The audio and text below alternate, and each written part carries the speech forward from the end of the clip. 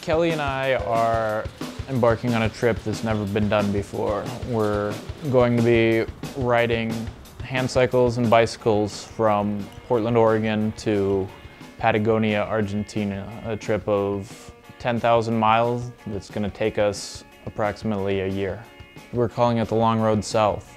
So we get to travel through a wide variety of different climates and countries and some amazing and beautiful places and meet some amazing people, all while staying on the same road basically, which is a pretty cool idea.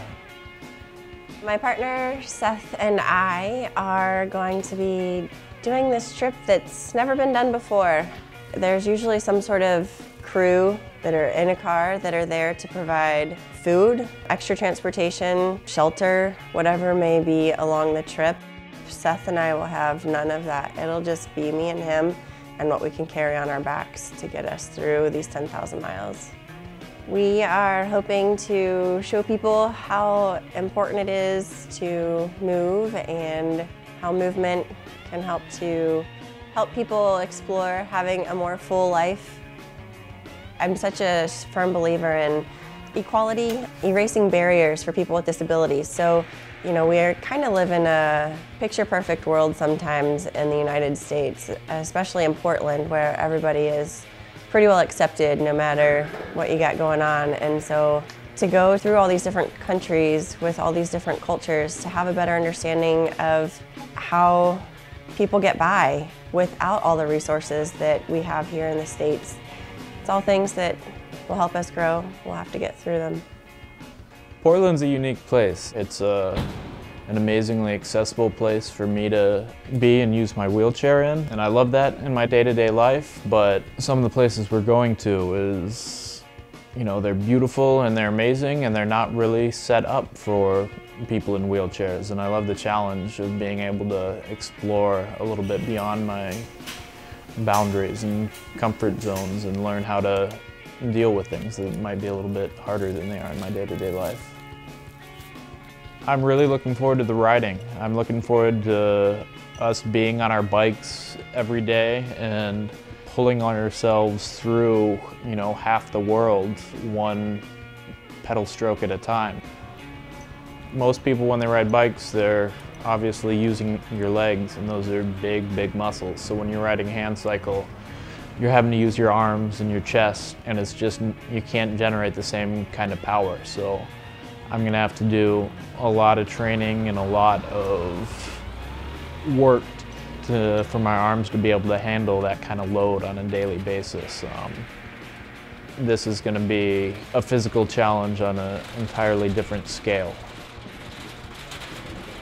I grew up in Alaska, in Juneau, and so when I was a kid I spent a lot of time outside and hiking and skiing and mountain biking and doing very physical things, and I learned at a really young age how rewarding challenging yourself physically can be, and so it's just sort of stuck with me through my life.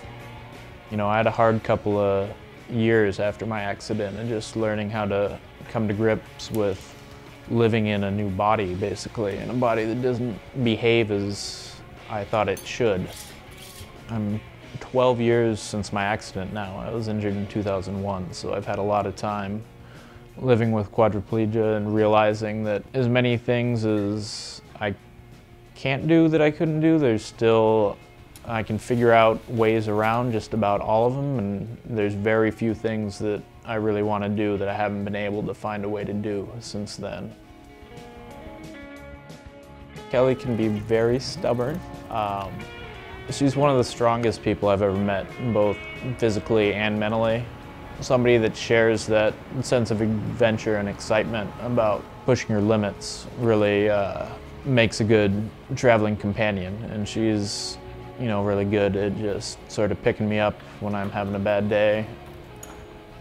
I think we make a good pair in that physically where he's lacking, I can make up for that, but he's got my back. He's a witty, pretty good thinker, street smart. Never met somebody so laid back and willing to just go along for the ride. We don't have any restrictions right now. There's nothing holding us back. So in terms of timing, there's no better time than now. We got to go for it while we can. We can do it. You know, we all have different challenges and different things that could stop us from being active and moving. A big part of this trip and what we're doing is just wanting to show people that it doesn't really matter what, you know, what your challenges are, that if you want to do something, you should be able to just make a plan and go try and do it.